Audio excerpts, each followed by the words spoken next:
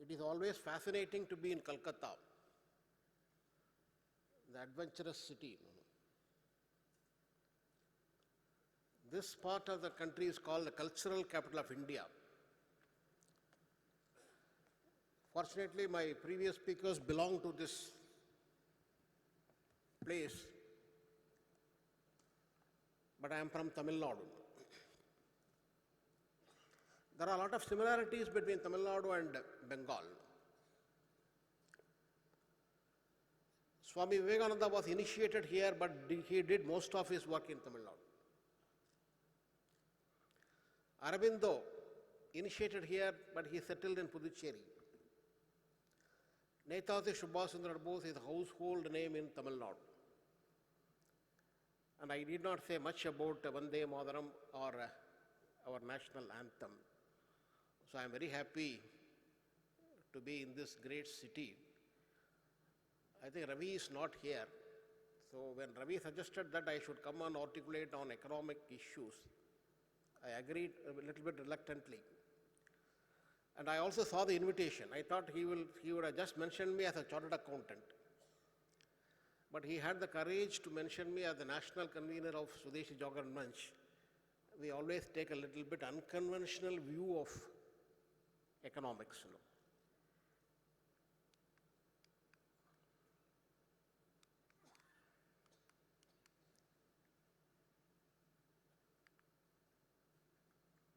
Anyway, I think it's not working, sir.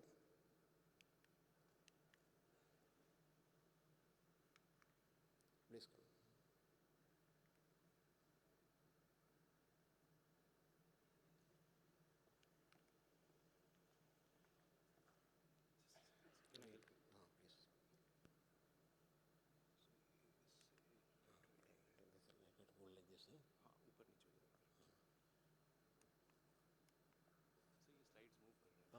Let it move. This land, this part of the country is also known for sweets. I am not a diabetic. I am consuming enough sweets in the last 2 days. And I assure you that I will take something also back. For 1 minute,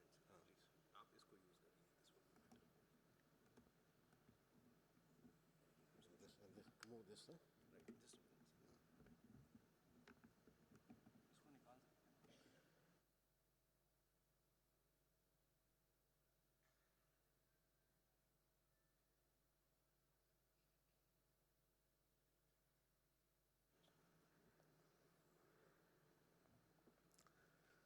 Now let me get back into the subject. Historians describe before Christ and after Christ. But the assault of COVID on every part of the globe, now I am dividing into before COVID and after COVID. You would have heard about the fiscal stimulus. You might have heard about monetary stimulus, but it has injected a behavioral stimulus also on the whole of the world. I can say that there is a paradigm shift in the economic thinking of the West after COVID.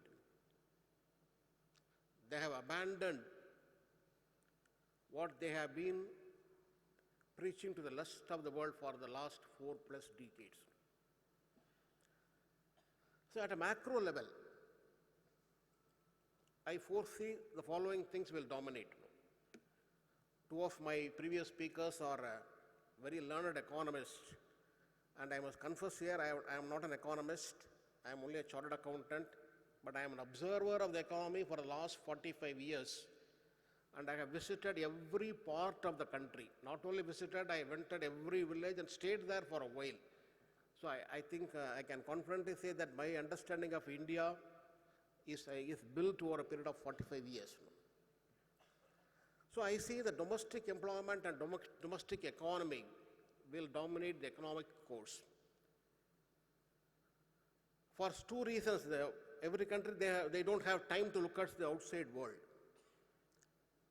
The fact also that they have built inside capacities And every country's desire is for a self-reliant country of themselves. And these factors will contribute to their thinking confined to their countries at least for a decade or so. Now, after this COVID, the West has become allergic to anything that is chemical. So natural and organic farming will replace chemical industrial-based agriculture. France has already declared that by the year 2025, 100% of farming activity in France will be natural farming. Many of the economic theories have outlived their utility. I think Sanjeev and Go should pardon me. Non-economic factors dominate international trade. I can give hundreds of examples, but this is not the occasion. Definitely one day I will share it. Global lenders like IMF and World Bank are slowly losing their relevance. Now the present data indicates that China is the largest creditor nation, even above IMF and World Bank also. In the next 4 or 5 years, the fortunes of many countries that have availed a loan from China for the development of their economy, we have to see how China is going to restructure these loans. Now, I'm just deviating, you would have heard about the Global Human Rights Organization. If you just open the website and see who are all the members, you can find China, Saudi Arabia, and Pakistan at the top. So this is the way the international institutions are tarnishing their reputation by themselves. And finally, I say, because in India there are two models. One is Rama and other is Krishna. For the first man, the means are as important as the end. He will not deviate from the path of Dharma. But the other man is a strategist. In a lighter way, I can even say that he is a manipulator. And in your international trade, my chartered accountant said, be a Krishna and don't be a Rama. Otherwise, you will be defeated. Now the world needs a transformational change. It needs a way to relook at things. So how I am arriving at all these conclusions?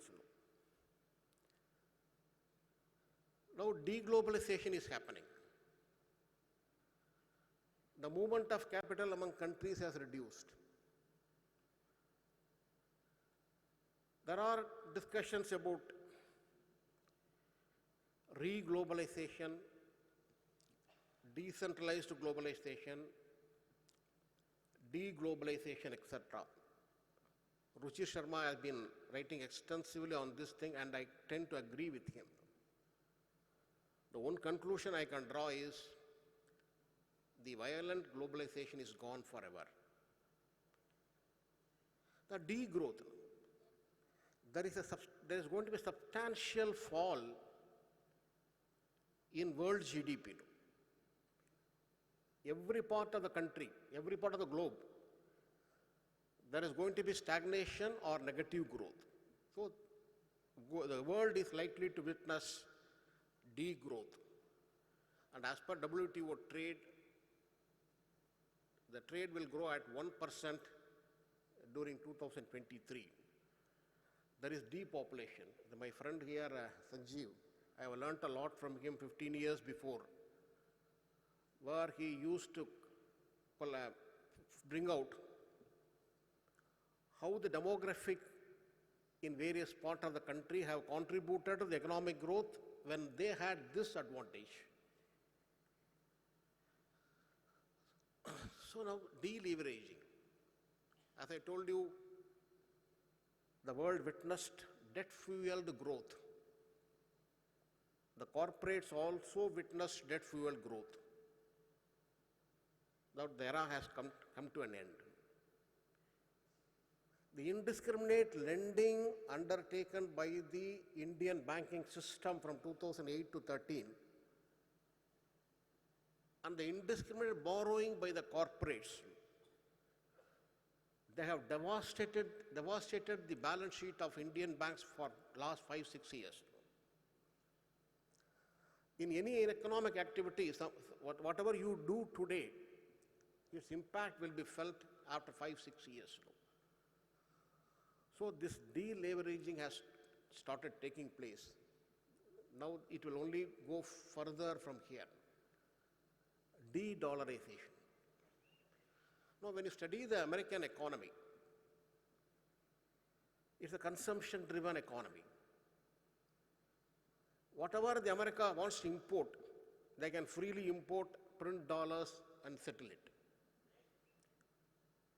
Now many countries have started, they want to deviate from using dollar as an international currency. Even our country is experimenting with this.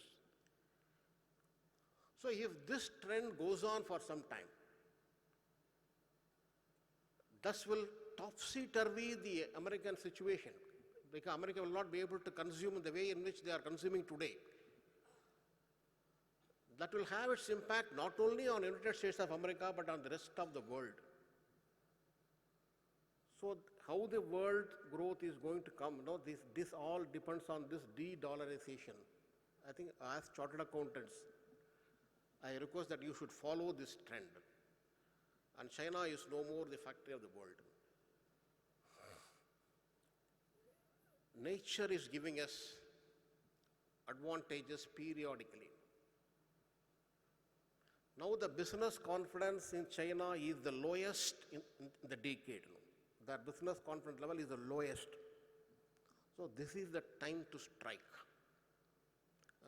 Ghosh has written that there are 6,800 items that we are importing from China.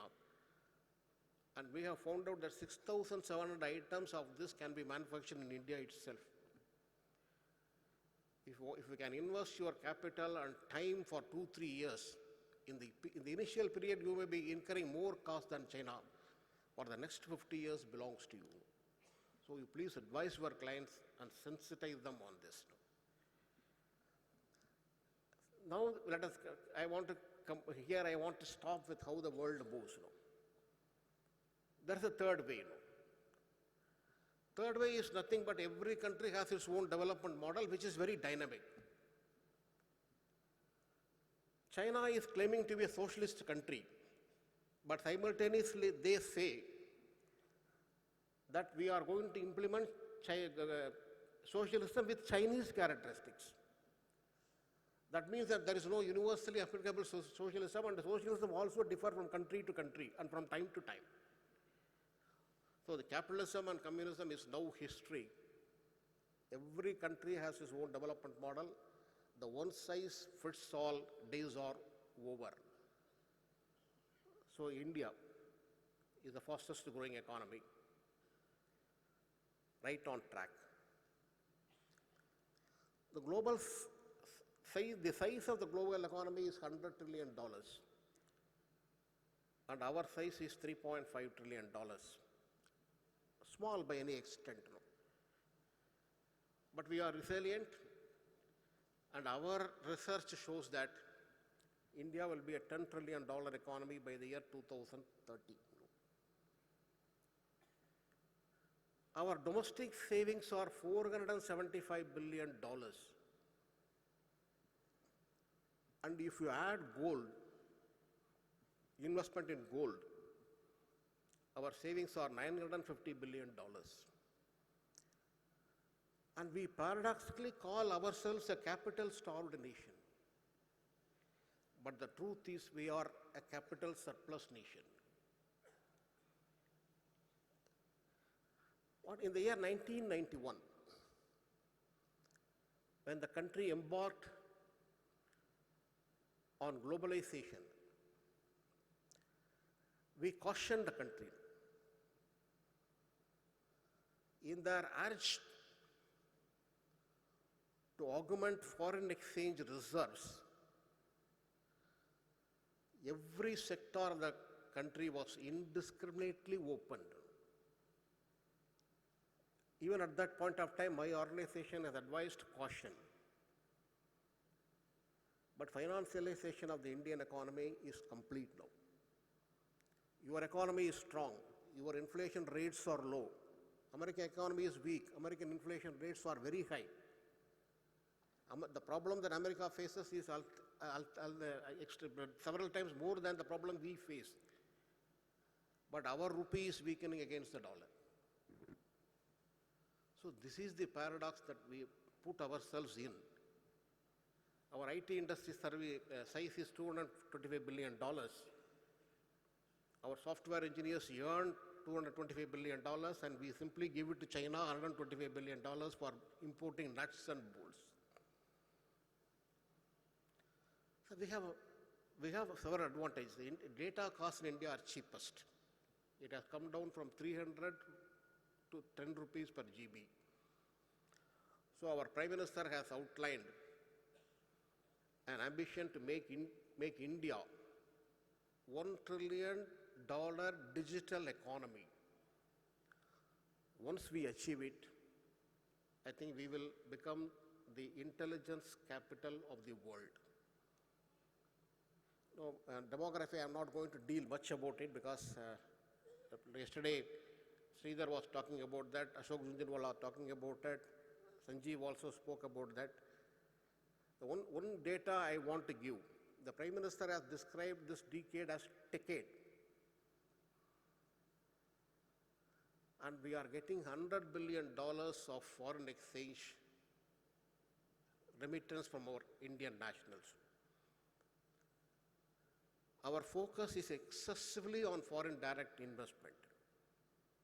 But this source of foreign investment is much more. Economists argue that we must try to make more productive use of the remittance. But I have a honest feeling, wherever I go, I see this remittance is consumed, which is contributing to economy.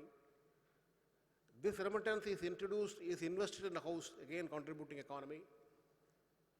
This remittance is invested in gold, again contributing to economy.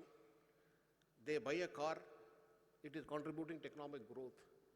And I am not able to understand when they say that this resource must be more productively used. So anyway, I have to wait till I get some clarity on this subject. We have several achievements to our credit. For example, Aadhaar. 99% of Indians have digital IDs, Ghosh articulated it. World Bank chief economist Paul Romer once remarked, the system in India, that is Aadhaar, is the most sophisticated that I have seen. This is from World Bank chief. 5GI. Yesterday, I think we were all giving to Dr. Ashok Jhunjhunwala. He is the man behind all these things.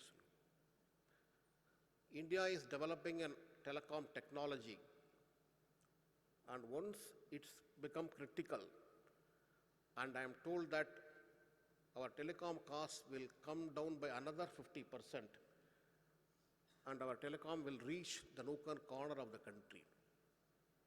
Here I want to share a conversation with you because Ravi is not there. Ravi was present the other day. I just want to say how the confidence level of our country. I'm very closely watching the watch. I will not exceed my time. I'll try to conclude it. A group of investors from United States of America, they met our telecom minister a couple of months back. The telecom minister displayed the 5GI technology before them. They were extremely happy. They have told the minister, sir, you come and introduce this technology in African countries. We are ready to fund it. But you know what the reply the minister has given. Sir, I will fine-tune this technology in the next 6 months. And I will come and introduce it in United States of America using my own capital. So this is the way in which the confidence level of our country is growing. 250 crore vaccination, unified payments interface, Ghosh has articulated. Startup, you heard about the startup last, and the entire focus of Junjunwala's speech was on startup. I am not repeating that. Now our country, I am traveling all over the country. I also always find a tendency to import something from somewhere, just take a markup and sell it. This is the trader's mindset. One of my friends is there in Bangalore, Sharash Sharma. He is also one of the brains behind the Unified Payments Interface. He used to say that bhajans, Gitas and Upanishad.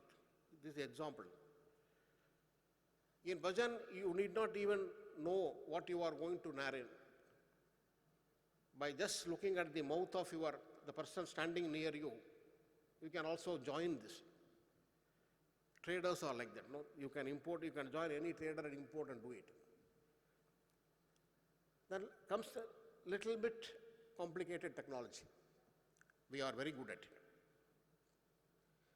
But the Upanishad way. India is the largest consumer of mobile phones. But the technology for making mobile phones comes from outside. This time they have produced 60 lakh telephones and they have exported. But the technology belongs to somebody else. We are the largest consumer of air seat. But aeroplanes are manufactured elsewhere. So we must become a technologically advanced nation. Here one statistics I'll give you, the market capitalization of Uber, Amazon and Facebook is $4 trillion. And the size of our economy is $3.2 trillion.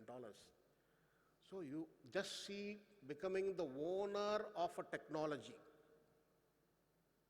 that will take you to the top. So we must focus on that. Anyway, these other things. Yesterday, Sridhar was articulating about that how we must produce capital goods. So I am not repeating it. So I have visited, this chart is taken from Economic Times. There are 25 cities now. They are not metropolitan cities. They are also not cities like Hyderabad or Bangalore. They are cities like Ludhiana, Gurugram, Akpur, Nojpur, etc. Now they are the engines of India's economic development. Economic activity is immense in all these places. And I don't stop at there. I am seeing another 75 cities following this trend. And their economic model, they use their own resource, domestic resource. If you go to Tirupur, foreign capital is absolutely absent. They buy technology. They follow a decentralized economic pattern. Hundreds of units function in one place, not one monopoly supplier. They generate employment. So this trend, I want to see this trend scaling up. This is the model we want. R&D, there was a lot of discussion yesterday. So we must focus on utilizing our human resources, and our current account deficit is a problem. Sanjeev Sanyal is present here. The three major items contribute to current account deficit: gold, edible oil, and fuel, petroleum products. Here we have the fuel is burnt, edible oil is consumed, but gold is not consumed or burnt. Gold remains as a saving with somewhere at some point of every point of time. So I think India is overstating its current account deficit by including goals in the consumer item. I think we have to relook at it. So technology driven yesterday Sridhar has spoken about this, I am not repeating this. Now what happened to our profession? As a chartered accountant, before I conclude, I should say something about my profession. I am very proud to be a chartered accountant. So far we were looking back, essentially. No, technology will not permit you to do that anymore. You have to look at the present, and simultaneously you also have to look ahead. Technology is an enabler. This accounts aggregator and concern manager I want to articulate for 1 or 2 minutes. This accounts aggregator is a platform where one can store all data relating to a business entity, their GST return, their income tax return, their banking statement, anything you want that can be stored there. Suppose if you approach a banker for a loan, he need not come to the chartered accountant's office. There is a concerned manager. These data are stored in some platform, and with your consent, they can be transferred to the bank within a minute. So many such ONDC. ONDC is a platform for open network digital commerce. I am told that the cost through ONDC will be at least 1/10 of the trading cost through Amazon. It is really revolutionizing the way in which the e-commerce is being carried on.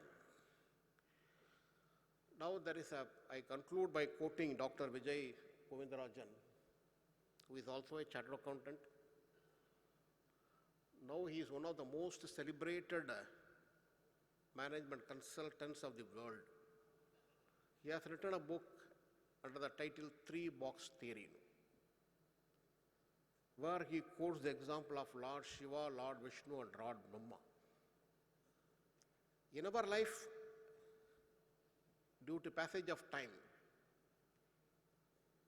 many things might become redundant. So you should not hesitate to throw it out. The role Shiva performs as a destroyer. You have to carry on a business on a day-to-day basis, managing yourself, managing the present. That is the role played by Vishnu. The Ghost talked about innovation. If you are doing what you are doing, tomorrow you will not be there. You should be able to foresee what tomorrow is in store for you. So that is the role played by Brahma, the creator. So I suggest that all our chartered accountants, they must give up what is not relevant.